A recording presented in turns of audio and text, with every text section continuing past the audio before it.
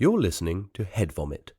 The following episode contains crude, rude, and often offensive content that may feel dirty in your ears. If you're concerned about your ears, please choose carefully when and even if to listen. This podcast is ad-libbed. If you are seeking a libbed podcast, look elsewhere. The views expressed are not necessarily those of the creators.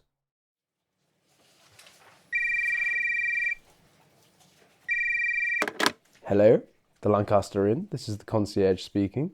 Concierge, what's that? Is that a receptionist? Yeah, so I'm on the night watch, and I'm here to take any queries. Is everything okay, sir? I mean, I've got my mini bar here. Yes, and, sir. I drank the whole lot of it, obviously, down in one. I was just thumbing through the brochure, which I was reading on account of the TV's not working, and I noticed that you have to pay for the fucking drinks in the bar. Now, what I'm ringing about, mate, is there anything you can do about that? Do you know what I mean? So, sir, as explained in the brochure, when you buy from the minibar, it does get added to your expenses bill at the end, which you will pay upon checkout. Yeah, I understand that, but I'm just saying, like, you know what I mean? Like, man to man. Like, is there anything you can do? Do you get what I'm saying here? I understand, sir. Right. So is there any kind of, like, hotel sort of, like, you know, can we work out a bit of a deal is what I'm saying? Because I drunk the whole lot, and I'm looking at the prices in this brochure, and it's not really doing it for me. Do you know what I mean? It's not really acceptable. Would you like your minibar refilled, sir? Is that what you're trying to say? No, that's not the problem as much as the bill, really. What I'm asking is, in sort of a roundabout way, is basically, I've gone and levered the fucking minibar, ain't I? I've gone and levered it. So what I'm saying is, because I didn't understand that you had to pay for it, I wouldn't have done it. Do you know what I mean? Like, I wouldn't have drunk them if I'd have known it costs that much. Do you know what I mean? Well, sir, it is clearly stated in the brochure that whatever you consume from the minibar is added to your bill. Yeah, I understand the concept now that I've thumbed through your brochure, right? But all I'm saying is I ain't done that before I lathered the fridge. So what I'm trying to say to you, like man to man, you know what I'm saying, is like, is there any way, like, I can just not pay for the drinks? Do you know what I mean? Like, is it, maybe think outside the box a bit, you know what I mean? Like, not, like, forget about the brochure for a minute, right? Just think, is there any way that you know in the history of your hotel or the hotel business in general, is there any way that we can sort of like skip the payment bit? Look, sir, I have got your bill up in front of me. Man to man, I will remove 2 of these drinks to give you a slightly lesser bill. Is this okay? Well, can you make it 2 of the more expensive ones? Certainly, sir. 2 of those have been removed from your account. Thank you will you. not see those on your bill in the Thank morning, you. sir. That's a nice one, my friend. And like I'm saying, like, pleasure to help you, sir. so just one more question before you ring off, right? Because I've already paid for the room, yeah. That's right, sir. You see, I've got to pay the bill for the minibar in the morning. When you check out, sir. That's correct. Right. I think I've got your twist, mate. Yeah, nice one. All right. Okay. See you in the morning, then, mate. See you in the morning, sir. Night. Thank you very much. Night. Sleep well. Night. Thank you, mate. Good night, sir.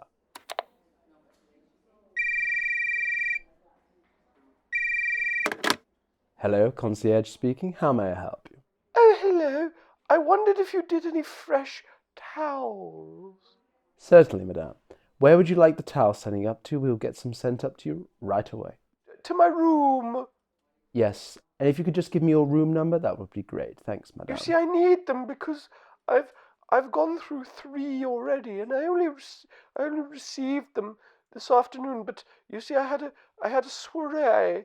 You see, I wear an awful lot of makeup, and you see, I've washed them off, and I'm terribly sorry. I don't know whether this is going to be a problem, but your towels are lovely and white and fluffy, but I've seemed to have smooched a slight bit of my makeup onto your towels, so I'm afraid I need fresh ones.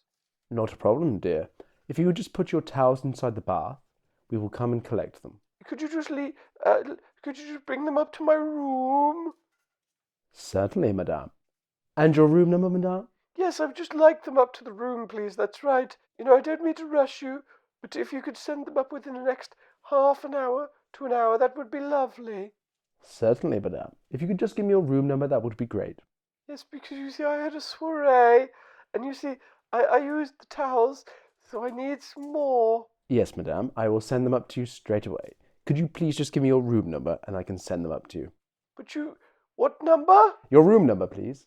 If you could just give me your room number, I can send them up to you straight away. Oh, it says numbers on the phone I dialed. Look, madame, if you just go to the, if you just walk to the front of your room, go to the door, and look at the number on your door. It's also written on the brochure, and your key. If you could give me the key. Oh, I had my key in my bag. Hang on, bear with me a second, please.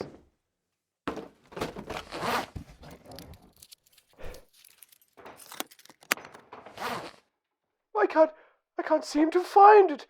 Oh no, what do I do? Oh, I do hope some strange man doesn't come into my room in the middle of the night. Not a problem, madame.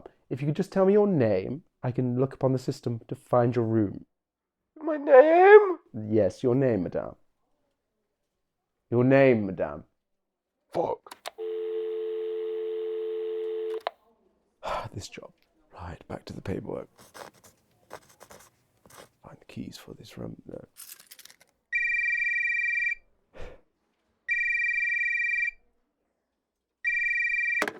Hello, concierge speaking. How may I help? Oh, hello. I'm not sure whether you're the right person to call, but I've heard an awful commotion downstairs. I'm in room 509. A commotion, sir? Yes, right below me, you see. I heard a little bit of banging, and of course that's not anything to complain about in hotels. Of course, people are entitled to marital or extramarital fun, but this wasn't the sort of rhythmic pumping you'd expect. So I thought I'd better give you a call and see if one of you chaps might like to investigate. Could you describe the noise for me, please, sir? Well, like I say, there's nothing rhythmic particularly about it, but it was sort of like the noise you might get if somebody had forgotten something in the fridge and kept having to open it and slam it again. And it was accompanied by this funny old thing that I suppose might have been a blood-curdling scream. Although I suppose it could have been a wild bat or something out the window, but I've got both the windows shut. We do have a problem with wild bats here, sir. Oh, yes, I thought you did. We shall send someone up to the room. If you could just give me one second. No, it's not my room, though. It's directly below me, which I presume... below you, sir. I presume is 409, I suppose. 409 or 6, yeah. Well, I'm 509, so I presume it's 509, 409. 409. Although I suppose if somebody has twisted the letter around on the number on my room, I could be in 506 by accident, but I don't think so. If you could just give me your name, sir. Yes, it's Mr. Smith. Smith. Let me just get this Mr. J.R. Smith. Mr. J.R. Smith. Ah, Mr. Smith, it says you're in room number 506, sir. Well, I'll be son. Oh, hang on a second here. Hang on a second. This 9's wonky. Yes, I see what you mean now. Yes, no, I had to give it a little twist, and it's... Oh, bloody hell. But, you know, I want to just tell you that I'm not the sort of person to regularly ring up about these kind of things. I don't like to make a fuss, you know. The banging is one thing, obviously, you know. I'm an adult. We're both adults. But I think if it wasn't accompanied by the blood-curdling scream, I wouldn't have had a problem with it. And I think it's perfectly reasonable for a man to ring up, even in the middle of the night. You know, I was up and I wasn't doing anything anyway. In fact, I was trying to get some sleep. But that awful soiree downstairs, they were making so much noise, so I thought I'd come back up to my room. And, you know, I thought the scream might have been a bat, as I told you before, but I thought it might have also been some over-enthusiastic reveller from the soiree below. But it seems to me that at least in good conscience, sir, I must report it. So I have done. Thank you very much for reporting it, sir. Very much appreciated. All right, no problem. We shall send someone to have a look at the issue, sir. Sleep well. Righto. Thank you. Goodbye. Concierge speaking. How may I help? There's been a trouble. A trouble? Yes, a trouble. What kind of trouble? How may I help? Bad trouble, sir. If you could just give me your room number. It's not my room. Not your room? No, I'm not even staying at this hotel. I was just walking through and see if I could get a beer at the bar. Everywhere else is closed. I suppose I could look on the door or something. Yes, please. If you could just look on the door and give me the room. It says 406, although I suppose it could be a 9 if someone screwed it on backwards. 406 or 409? Yeah. But I think you need to call the police. Don't send anyone up here yet. The police? Yes. Oh, sure. What has happened? There was a woman, I ran into her in the hall, but she had these big old shoulders. And then she turned to me and she asked me if I had any fresh towels. And I said, what? And then she turned and I saw she had this stubble on her face. And I didn't know what to do. My heart was beating. And I said, no, I haven't got any fresh towels. And so she looked at me with this look of disappointment in her face. And yet it was somehow anger. And I just thought, why is she angry at me? Who am I? She turned away. And I just thought, okay, I'm walking in the same direction anyway. And she opened a door, and I peered in, and God, I wish I hadn't. I wish I hadn't. God, oh, please, God, but I did. She called someone on the phone. And I heard her talking about towels again. I think she's fucking mad. Don't come up here. Don't send anyone without a gun up here. Call everyone.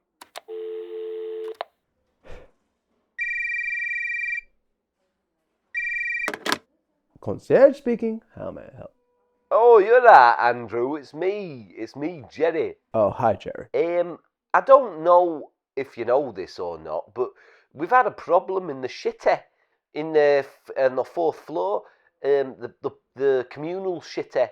I was just cleaning it out, and I saw this awful red everywhere, like red coming on the toilet, red on the fucking walls and stuff, and I thought, that's not right.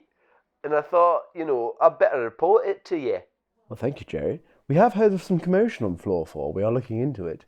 What room is this happening in? Can you just tell me that? Well, I told you it's in the communal shitters right outside next to the elevator. Elevator, yes, and that is quite close to 406 or 409. Yeah, it's right opposite. And I'll tell you another thing. This huge she-man was walking out of the elevator, and she had this look in her face, sort of like she wanted fresh towels, if you know what I mean. But she didn't say nothing to me. She just walked past and she saw me scrubbing and she looked down on me. You know what I mean? And you know how I am about people looking down on me. And it's kind of unavoidable in my profession because I'm always on my knees scrubbing shit. But still, there's a way to look at a man, And she didn't look at me like that. No, she didn't look at me like that at all. Thank you, Jerry. Go to floor 6. I'm sure they could use your services there. Well, that's all well and good, mate. But I just thought you might want to know about the copious amounts of what appears to be blood on the fourth floor toilets. I'll clean it up, no problem. You know me, I'll clean anything up.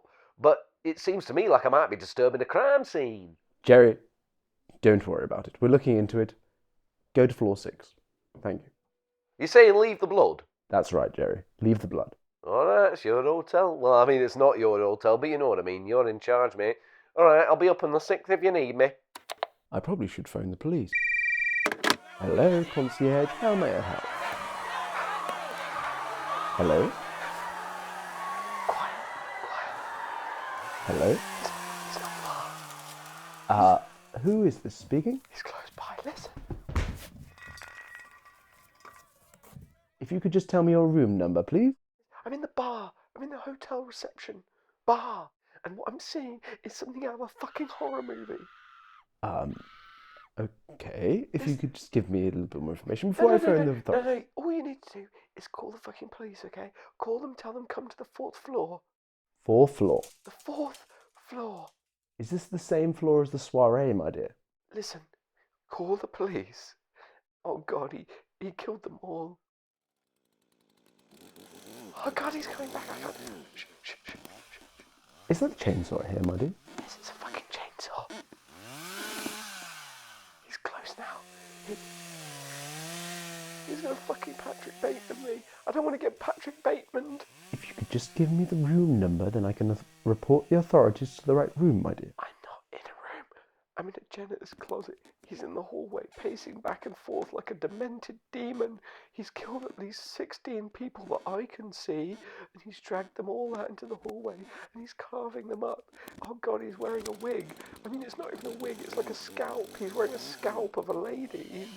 He's going crazy. He's muttering to himself about fresh towels.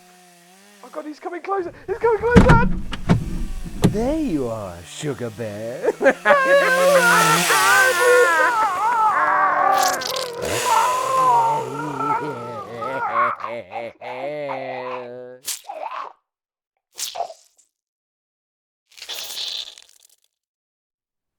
My dear? My dear? I should probably call the police right now.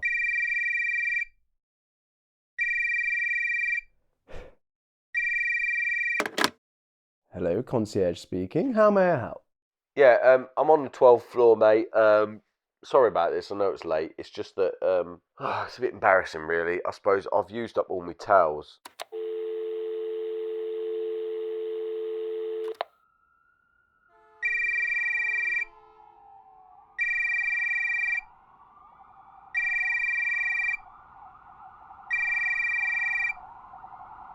Your call has been forwarded to an automatic voice message system. Please leave a message. Oh, hello. I wondered if you did any fresh towels.